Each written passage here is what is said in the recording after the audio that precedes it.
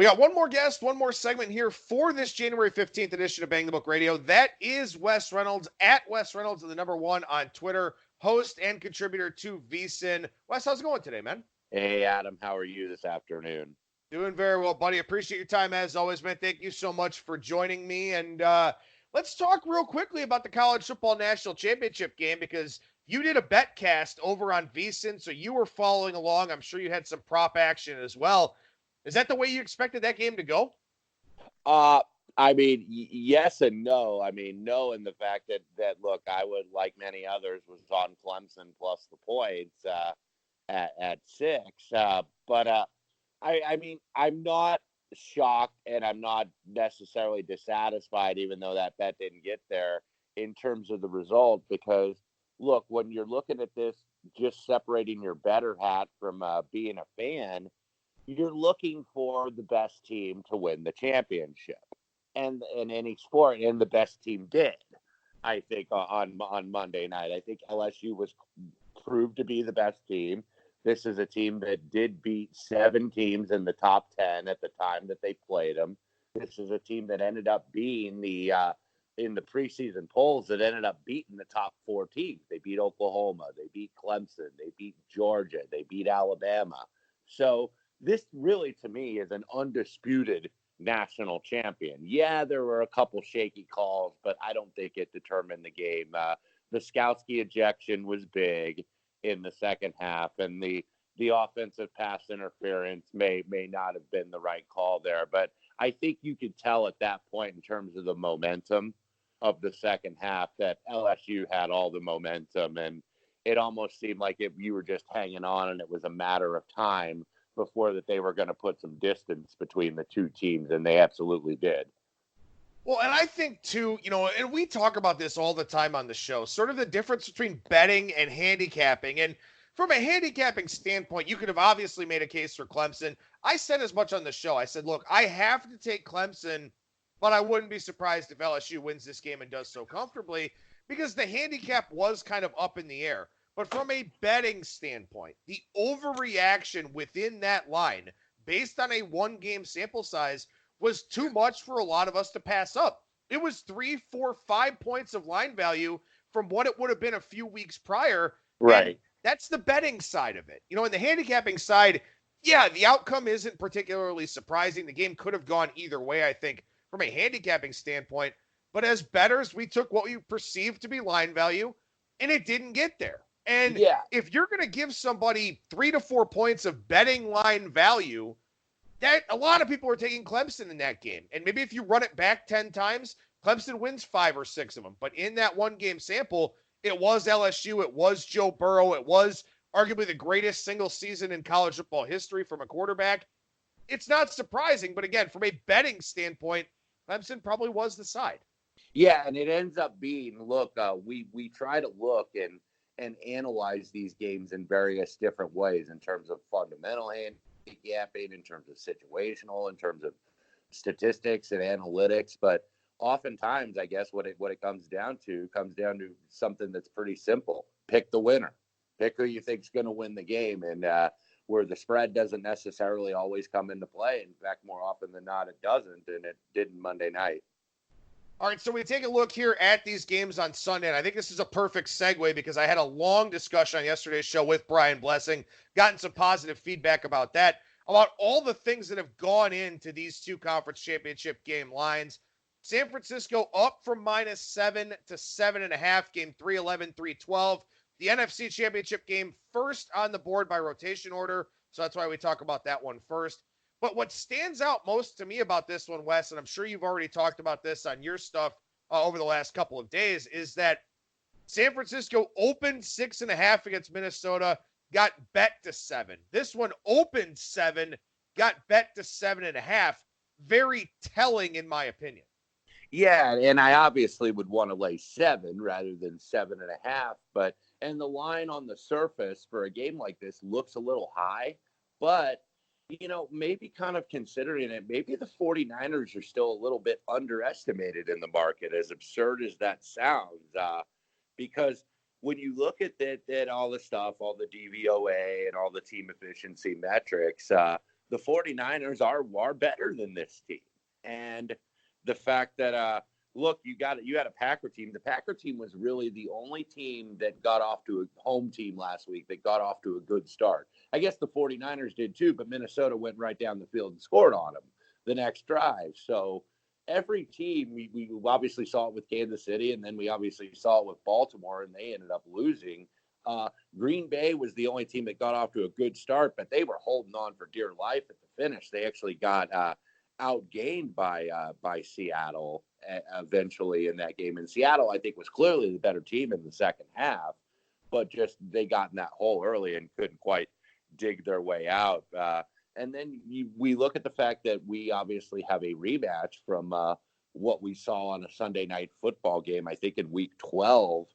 And you look at it and how dominant really the 49ers were. Last week you looked at Devontae Adams, who was like, I think 66% of the Packers passing yardage. He had 8 catches, 160 yards, and 2 touchdowns. And that was basically why Green Bay won the game, because Seattle couldn't cover him. But you look at what he did against San Francisco, he had 43 yards on 11 targets in week 12. Aaron Jones was another key to the offense, had 2 touchdowns against Seattle last week. He only had 38 yards on 13 touches. And we saw a 49er defense that took Dalvin Cook away last week, 15 carries, 26 yards.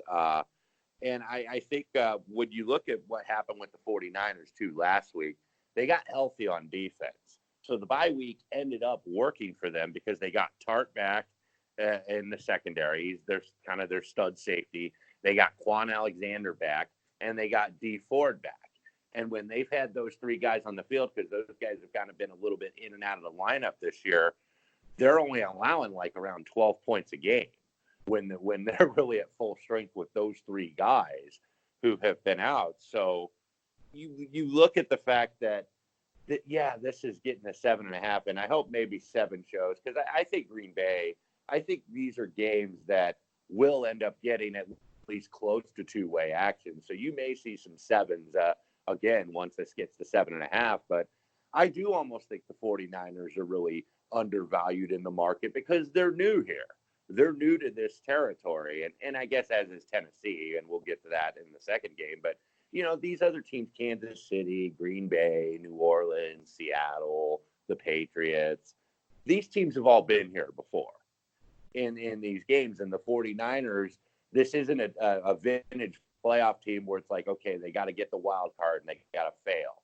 They got to lose in the divisional round, or they got to lose in the conference championship game, where usually you got to fail once or twice before you break through and potentially get to the Super Bowl. And you got a 49er team that, first time in the playoffs under this Shanahan, John Lynch regime, and maybe they can just get there right away. They've been building something, and I think they've clearly been the best team in the NFC this year. Yeah, and again, I mean, we talk about narrative, we talk about recency bias kind of shaping this market a little bit. I do agree with you. I think 7 does come back here because some people are going to whittle this handicap down to something very simple of Aaron Rodgers versus Jimmy Garoppolo. And I don't know how Garoppolo plays. I don't know how Rodgers plays. I can take a very simplified point of view, obviously, but that sentiment will be out there, especially with the amount of public betting action that's going to come in on this game. So maybe that does drive this back down to 7 at a few of the places out there.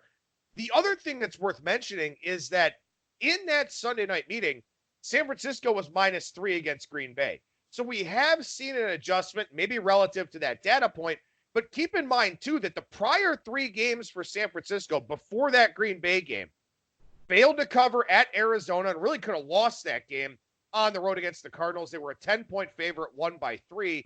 Did lose to Seattle at home, laying 6.5, and then did push against Arizona at home, laying 10, but they needed that weird, ridiculous touchdown at the end of the game in order to cover that, or in order to push that number and cover for anybody who got 9.5. So they weren't playing well going into that Green Bay game where you got the -3. They're better now. They're healthier now, as we all know. This line, you're right, this line may be a little bit cheap at 7.5, and yet 7 still probably coming back, largely because of that Rodgers versus Garoppolo consideration. Yeah, absolutely. And that's a great point that you made, Adam, in terms of look, lines get adjusted based on results, and they clearly were in that Sunday night game, because I ended up not betting that game because I wasn't sure where to go, even though I thought the 49ers were better. I ended up passing on that game because I thought, well, are they kind of coming back to earth a little bit? And you just weren't sure. And look, Green Bay was my pick before the season to reach the Super Bowl, but you do adjust your opinions as much. And credit Green Bay, they've had a very good season, but we talked about it last week when we were analyzing the game with Seattle. Those were two teams that you almost wanted to bet against, in terms of those are two teams whose records maybe are a little bit better than they are as a team. This is not the vintage Green Bay Packers team when they were making runs under McCarthy, when they were just kind of a little bit of a video game type offense and they could just outscore teams. That's not this bunch here for Green Bay. Well, and again, I'll bring up what I brought up yesterday because I want to get your take on this a little bit too. Last week, Green Bay, 5.9 yards per play in the first half. That was a half yard above their season average. Held Seattle to 5 yards per play, take a 21-3 lead into the intermission. In the second half, they quit playing. I mean, they sat on the lead. They kind of played prevent. They didn't take any chances whatsoever, and it nearly cost them.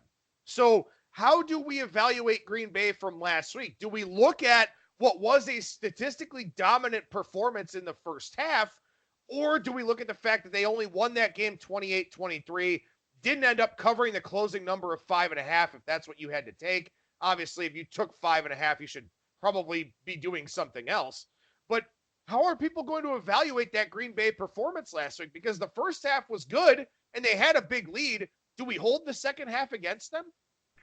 Right. And when I was talking about, excuse me, San Francisco kind of this being new territory for the whole team and the whole organization, this is also new territory for this Green Bay staff, especially Matt LaFleur. And I mean, and this Green Bay, with a lot of the roster changes, I mean, Aaron Rodgers has certainly been in these spots before, but a lot of this Green Bay team has not. And most of this coaching staff has not been there before. So we're getting a couple, I guess, unknowns here really with these two teams in this spot. So yeah, that's why I think the 49ers, why I don't think that this line is necessarily too high, because you're getting an unknown commodity, I think, with Green Bay as well. Yeah, that's an excellent point. And let's transition over to the other game here where, again, we've got an unknown commodity with the Tennessee Titans, not just with their personnel being in this spot for the first time, but also with their coaching staff, by and large being in this spot for the first time. Not defensive coordinator Dean Pease. He was certainly there a lot with Baltimore, but still kind of an unknown here. It's wrong to call them a flavor of the month team. They've been basically a flavor of the second half team because they've been so good since Ryan Tannehill took over. But you've got a 7.5 here as well with Kansas City, the home favorite. This total much higher than the other total at 52.5. I'm curious to see what happens here with this number and how these two teams are evaluated, because the perception of Tennessee, despite not going 13-3, not winning their division, probably higher than the perception of Green Bay right now. Yeah, I think it absolutely is. And I was just going to say that. I think you've seen this Tennessee dog take a lot more support than Green Bay. I think I was talking about this with Jeff Sherman over at the Westgate Superbook USA yesterday, and Ed Salmons, who's kind of mainly their main NFL odds maker over there at the Westgate. It's a collaborative effort, but Ed really is kind of the head guy or the point man on that sport. They opened this 9.5 on Sunday as the games were going on, and it kept just dropping and dropping because Jeff would send updates on his Twitter feed, and it just kept dropping and dropping. And when it got to 7, that's when you kind of started to see some resistance on Kansas City. So that looks like that's going to be the bottom point in terms of that. When it gets to 7, you get the Kansas City money back. But Tennessee got a ton of support, and I think that this is a tougher from the side. This is a tougher game to handicap because with Tennessee, sometimes you got to realize you do get a hot team that gets on a run late in the postseason. And usually you kind of want to go against the hot team. But this is a team that that, look, credit to them, fair play. They've won 3 straight road games because keep in mind they won against Houston. Now, Houston sat some guys because they had clinched the AFC South Division title. So they sat guys, but Tennessee got Derrick Henry back because remember, he didn't play against New Orleans, and they were right in the game against New Orleans in the second half until there was a hit and then a fumble, and then New Orleans got a score to kind of put the game away. But yeah, Tennessee has won 3 in a row. They've been doing it with the running game. Ryan Tannehill has been okay. Not really great statistically because he doesn't have 100 yards passing in either of the 2 playoff games. But they've been able to figure it out and get it done. But at the same time, if you're back in the Titans, you got to look at Kansas City and say, is this team really going to come out flat 2 weeks in a row? Because they were absolutely flat.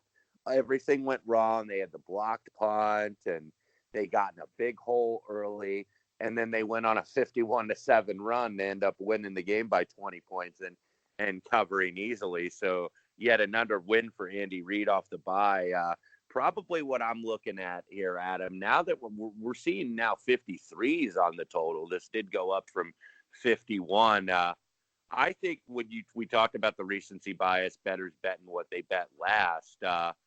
They're going to bet the over when you saw 82 points scored in Kansas City, and you saw Kansas City's defense, I guess, maybe revert a little bit, even though it was much better in the second half, revert a little bit back to what their form was, because coming into the playoffs, they had only allowed 69 points in 6 games. But in that stretch, they were playing a couple teams that were very much in transition. You played the Bears, you played the Raiders, teams that weren't automatically great offenses week to week. And so perhaps that inflated those numbers. One of the things I look at, and I do like the under here, and probably am going to play that, even though they have one of the best offenses in the league, even though they play with high totals and score points, under Reid, the Chiefs actually in Arrowhead are 36-23-1 to the under, and that includes the playoffs. Reid has actually been the most profitable coach in the playoff, or actually since 2013, just overall, has been the most profitable coach to the under, which is really weird because this is such an explosive offense with Kansas City. So the under probably is my definite. In terms of the side, I want to say Kansas City's not going to come out flat again, but anything over 7, I do think represents just traditional pure line value to Tennessee. I have a tough time with the side here for this one. I mean, I did like the over a little bit earlier on in the week, almost kind of a bailout play in the preview I wrote over at BangTheBook.com, just because the side is a little bit questionable here for this one. I don't think it's as clear-cut as it is in the NFC Championship game. But you look back to last week's game, and I know Derrick Henry ran roughshod as he has the last 3 weeks, as he has all season long. Baltimore's drives, they get to the Tennessee 36, Lamar throws a pick, it gets returned 30 yards, and then a 15-yarder on top. So Tennessee, short field, they score a touchdown 35-yard drive. Next possession, Baltimore, 4th and 1 at the 45, terrible play call, turn it over on downs, Tennessee scores with a long pass next play. 3-play punt drive, then they get a field goal drive going down to the Tennessee 31, field goal drive at the Tennessee 4 going into halftime, drive coming out of the half, turn it over on another 4th and 1 at the 18. This was kind of a theme for Baltimore throughout the game.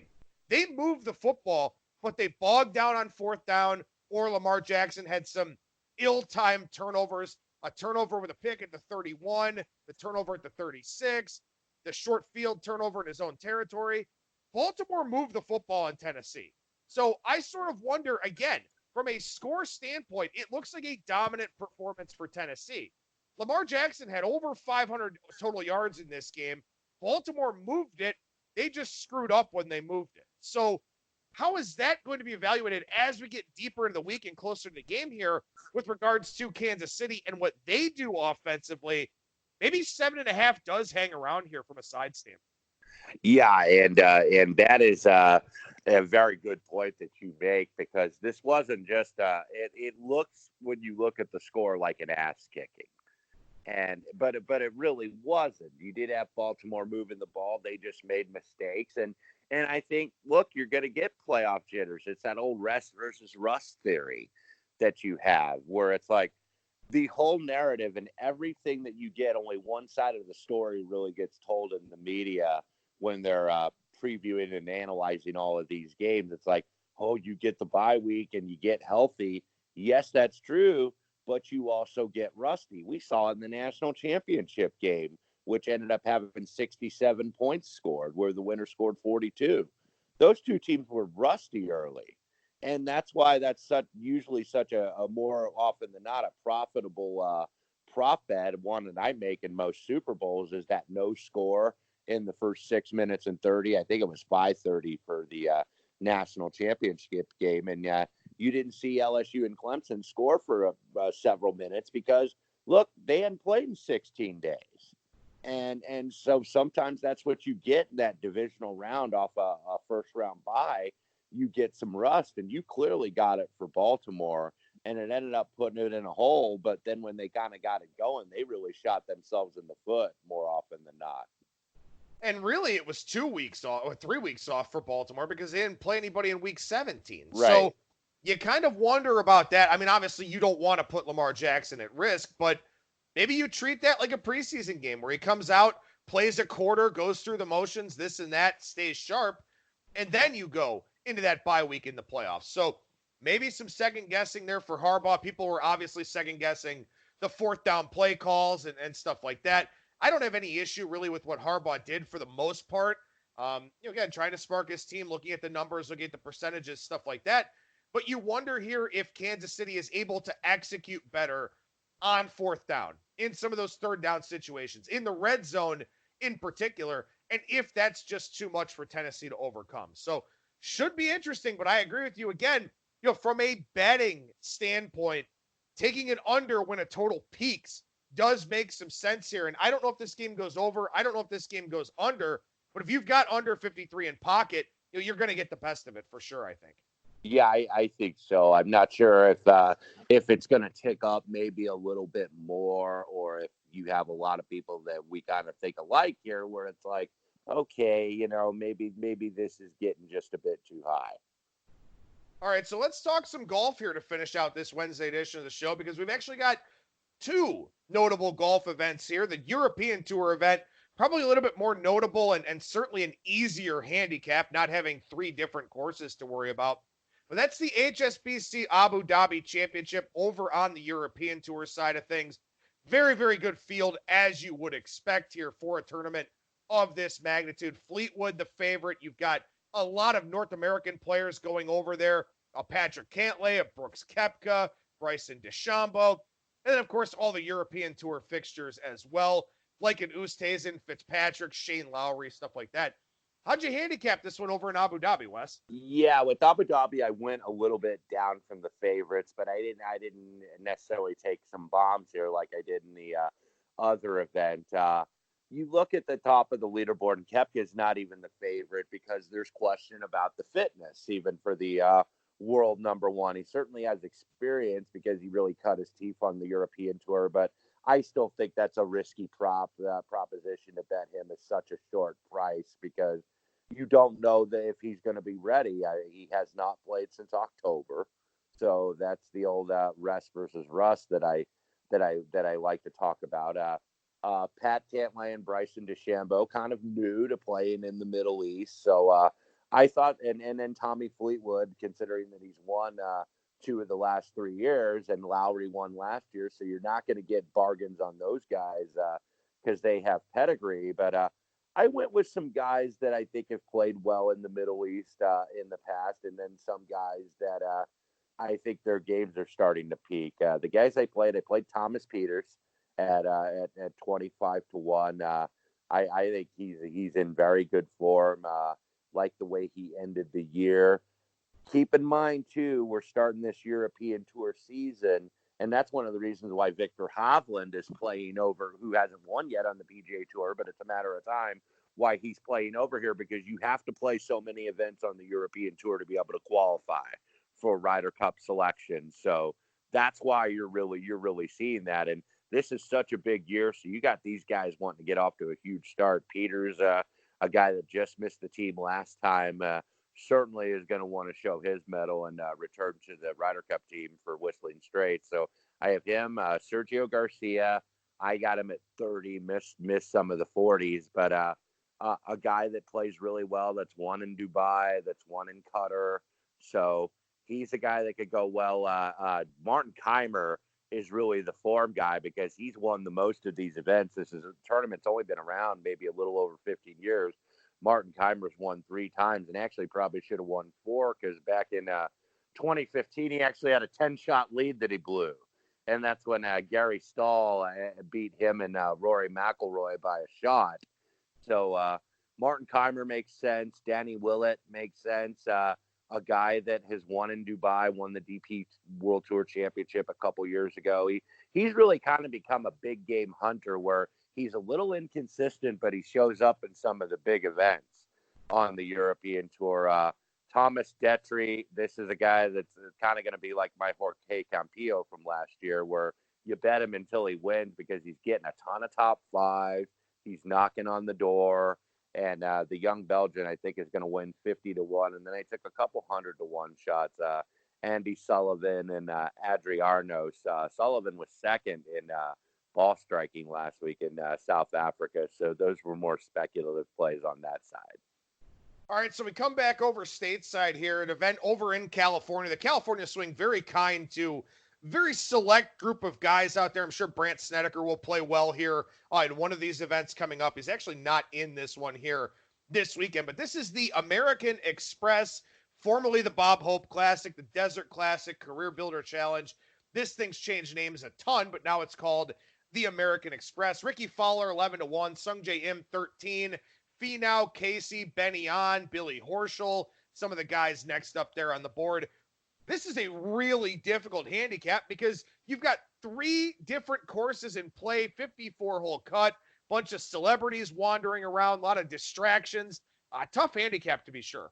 Yeah, this is. And I was mentioning that earlier this week. So this is kind of a dart throw event. I mean, you don't really get a lot of shorter price guys win here. John Rahm did 2 years ago at 10-1, but he had to go to a playoff against Andrew Landry. And when you have these birdie fest, and especially the hardest course is going to be the Pete Dye Stadium course that everybody's going to play on Sunday after the 54-hole cut. But the other 2 courses, the Nicklaus Tournament course and the La Quinta Country Club, those courses are much easier than the Pete Dye course. So that's something to keep in mind if you're doing any in-play for this event, which may be the best way to approach it. But yeah, I took some longer shots here and threw some darts. Brendan Todd was my shortest guy at 50-1. Guy that's in really good form. Won back-to-back events at Mayakoba and I think the Dominican in November. So this is a guy that's a decent price at 50-1 in pretty good form. Couple guys that have won on desert golf courses before, most notably Montreux, where they play the Lake Tahoe event, which is a Stableford scoring event where you got to make a lot of birdies. Vaughn Taylor is a guy I looked at there. He's 60-1. Andrew Putnam has also won there 60-1. I played him. And then a couple of the longer bombs. Rory Sabatini, 80-1. Hadn't won anything since 2011, but won the QB shootout with Kevin Tway in Naples back in December. And guy maybe that could go really well here. Sabatini was interesting because he actually changed his citizenship. His wife and his stepson are from Slovakia. So Rory Sabatini, that's kind of the big joke where Sabatini is now from Slovakia. He also did that, too, to try to get eligible to be able to play in the Olympics in Tokyo in 2020 because that's a guy that's going to be ranked 9th or 10th in terms of South African players and wouldn't be able to make the team. So changed his citizenship accordingly. Carlos Ortiz, 100-1, guy that has 3 top 4 finishes in the fall series. Got out in the tour for the Battlefield promotion a couple years ago from the thenweb.com tour. A guy I think could play pretty well on these West Coast type of birdie fest. And then Boho, 150-1. He was on the lead on Saturday. He's a PGA Tour rookie from Ohio State. did have a piece of the lead on Saturday before he ended up finishing 9th at the Sony. And the same with Tom Hogue, different spelling, Hoge, at 200 to 1. Guy that's played good desert courses. He had his best PGA Tour finish last fall with a second at the Greenbrier. So one of these guys that kind of tends to show up on these courses and on these events where you got to shoot in the mid 20 unders to get a win here. So this is an event where probably if you're not doing a lot of pre-flop, maybe you can do some in play if you have that available to you. But kind of a graveyard of favorites here, even though you've had some big names win here in the past. A lot of good golf betting thoughts and a lot of good NFL playoff thoughts as well here on today's show from Wes Reynolds at Wes Reynolds and the number 1 on Twitter. As I mentioned, you can hear him on VSIN. And Wes, when can people hear you on VSIN? Okay, I will be back usually on Thursday, but we'll be back this week on Friday. I will personally be on from 8 to 10 Pacific PM. And then Saturday and Sunday, we do the Green Zone, 2 to 6 on Saturday, 3 to 7 on Sunday. These are all Pacific times, by the way. So we will be in on Sunday during the 2 conference championship games. Myself and Jeff Parles will be along with me this week. So should be a lot of fun and definitely a lot of activity this time of year. Yeah, it definitely is. And once again, make sure you follow Wes on Twitter at Wes Reynolds and the number 1. Wes, appreciate your time as always, man. Thank you so much for joining me, and we'll talk to you again next week. You got it, Adam. Always a pleasure.